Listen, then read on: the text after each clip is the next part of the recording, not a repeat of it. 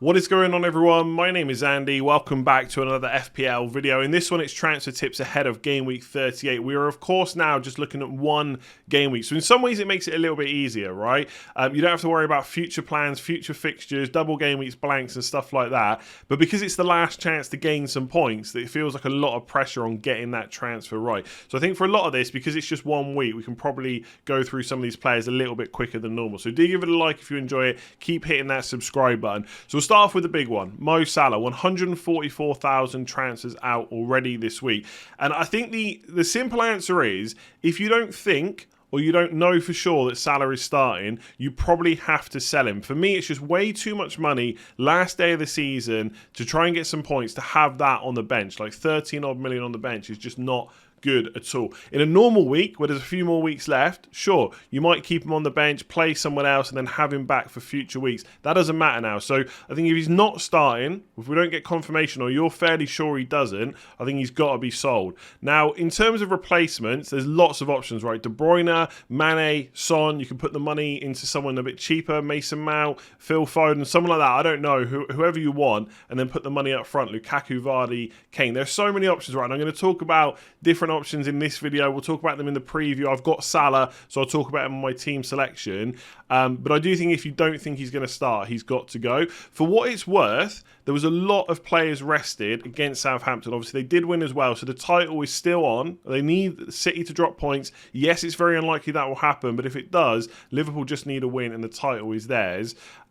So obviously players like Diaz, Manet, Robertson and Trent, they were all rested last night. They're all going to start in game week 38. I'm pretty sure of it anyway. But basically I think Klopp is going to do everything he can to get Salah some minutes in his legs. The thing is that could just be 30 or 35 minutes in the second half. So if he starts, and we know that, you could look at keeping him. He's going to be somewhat of a differential. He's not going to be like less than 10% owned or anything like that.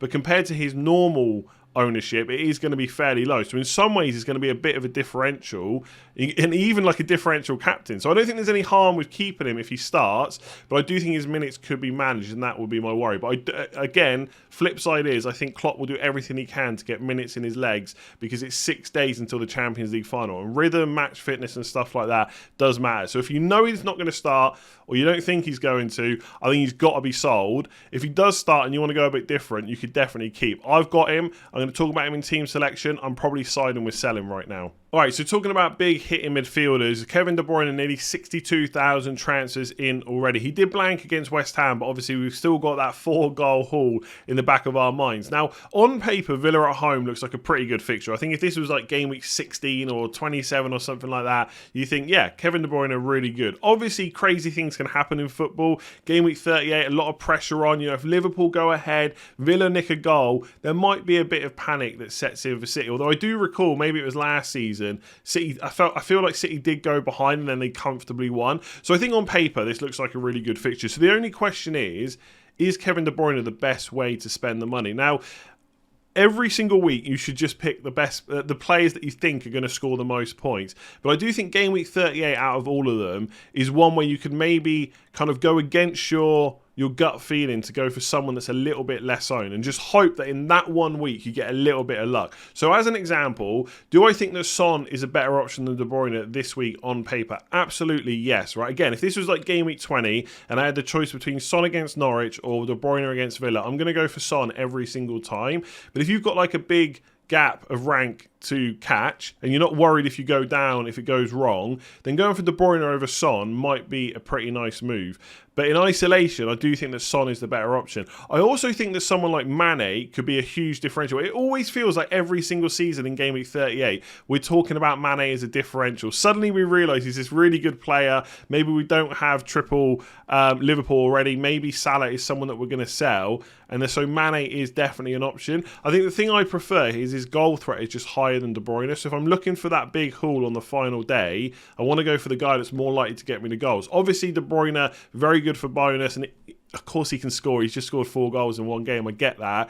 But I would always back Manet over De Bruyne for goals in any given game. And I think that Wolves at home is a pretty good fixture as well. Again, same things apply, right? Wolves could go ahead. Maybe the pressure then comes onto Liverpool. Maybe they start panicking a bit. Who knows? But in isolation, I do think the likes of Son and Manet could be better options than De Bruyne. So again, it's not that he's a bad option.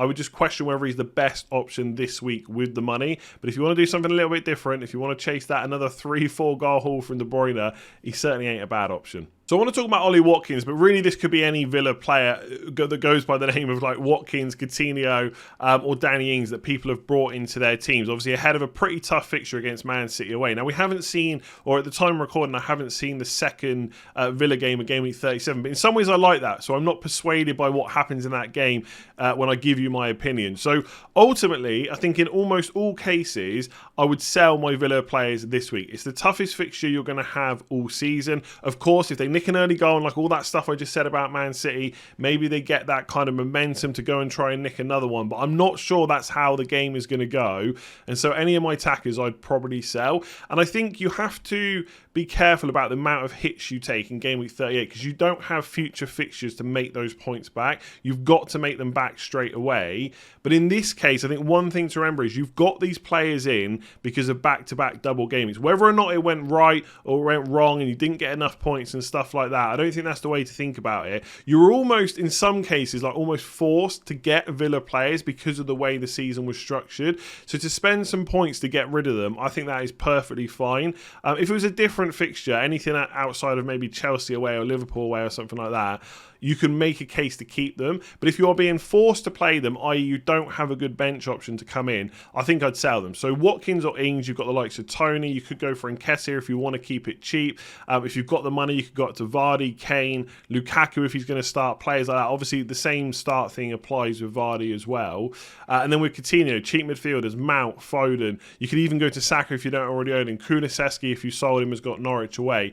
There's lots of points on offer. And I think unless I was like super against hits or I had like such a good rank that I just didn't want to risk it whatsoever, I'd maybe play them. But I would argue in almost all cases you're probably going to come out on top by selling them. So yeah, no matter what happens against Burnley, I'm all for selling Watkins, Ings and Coutinho this week. All right, let's talk about a few punts. These are not necessarily players that have already been transferred in by a lot of managers. Obviously, we've still got quite a bit of time until the deadline, but they're players that I would start thinking about. So he's only 5.6 million, Christian Eriksen, so nice and cheap, 1.5% ownership overall. Now, obviously, top 10k, top 100k ownerships might be a bit different, but I don't think this guy is going to be highly owned. We can definitely call him a differential. And not that we necessarily expected him to be a worse player now than he was before, but obviously he was out for a while, right? And he hadn't been in the Premier League since he left Spurs. The numbers are looking good. Small sample size, yes, but over 0.5 expected goal involvement per 90 is decent. He's got nearly an assist every other 90 minutes that he's played so far. He is one of those players that's more likely to get you an assist than get you a goal, so maybe that explosiveness on the final day won't be there. But I think Leeds at home, if you're going to get something and something big, that's the kind of fixture that could happen. And I think when we saw him against Everton, he almost had this freedom to just do whatever he wanted, be wherever he wanted on the pitch. Now, part of that was them being down to 10 men, but Leeds at home is the kind of game he might get that freedom as well. So I really like him as a punt. And let's be honest, right, and I've used this word already a few times this week, there's a bit of romance with Game Week 38. There's a lot of romance with Christian Eriksen being the one to get you that haul on the final day of the season, just because of everything that happened from the Euros. I think we were all super glad to have him back playing not only football, but back in the Premier League. So it would feel pretty great if he is the one that gets you that differential haul on the last day of the season. And for what it's worth, like, we should always make the best picks. We should always try and make the most optimal picks, right? Make the safe picks, the ones that are going to get us a lot of points. But on the final day, I've kind of got that thing in me. I don't think I'm going to go for Eriksen for what it's worth. I'm not trying to talk you into a player. But if you're that kind of manager, you know, a little bit of fun on the final day for a player we're really glad to see back playing, who's playing brilliantly as well, who's got a good fixture. I can't think of a better haul to get on the final day than Christian Eriksen. So if you need someone cheap, I like the look of him. All right, so James Madison, 18,000 transfers in already. Looks like a great option against Southampton at home. I think, like, it's a bit like Aston Villa. Right? I've not seen the games on Thursday at the time of recording, but I have a sneaking suspicion, even if he starts against Chelsea, despite the quick turnaround to Southampton, he probably will just start that game as well. Final home game of the season, nothing else to rest him for. Yeah, I think that will happen. Obviously, if he gets rested against Chelsea, then even better. You know he's going to start against Southampton, barring any injuries. But I think whatever happens, he probably starts. And his numbers are looking good.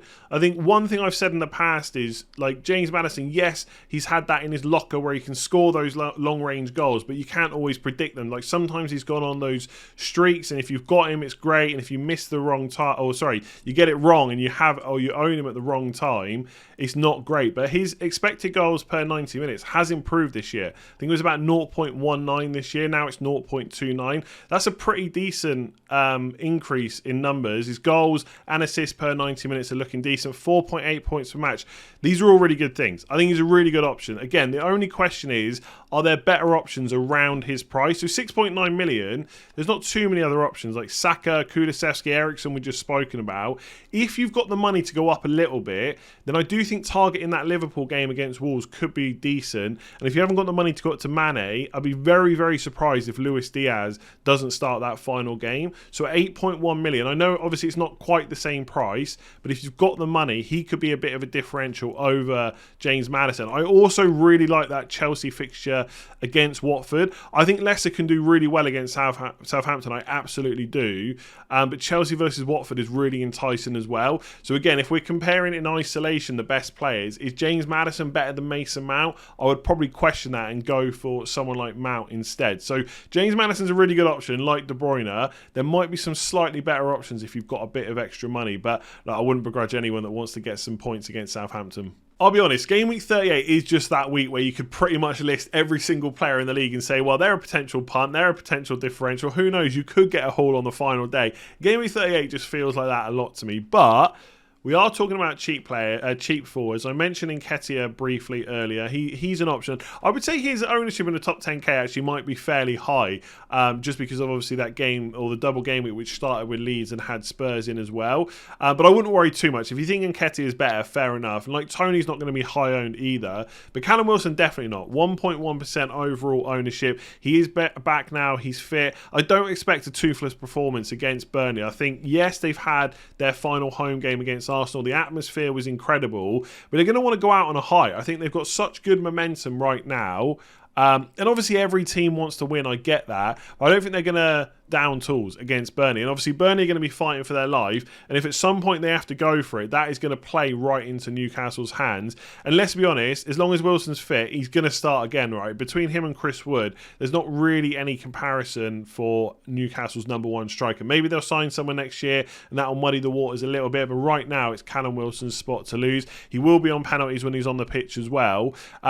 And his numbers are okay. 0.3 expected goals. It's okay. 0.04 expected assists. We're not expecting too many assists from him. It is goals. But Burnley is a fixture where that could happen. So he's back fit. I think in terms of cheap strikers, he's always one of people, or FPL managers, he's one of the favourites. It's just always those injuries that get in the way. But he's going to want to finish the season on a high. Newcastle definitely are as well. Good momentum going into next season. I like him again. If you need a cheap striker this week, you don't fancy Tony or Nketiah or whoever else it is, Wilson could definitely be an option. Let me know below what you think of these picks and give me your opinion. Who are you thinking of bringing in this week? Give it a like if you enjoyed it as well. Hit that subscribe button if you're new, and I'll be back tomorrow with a game week preview.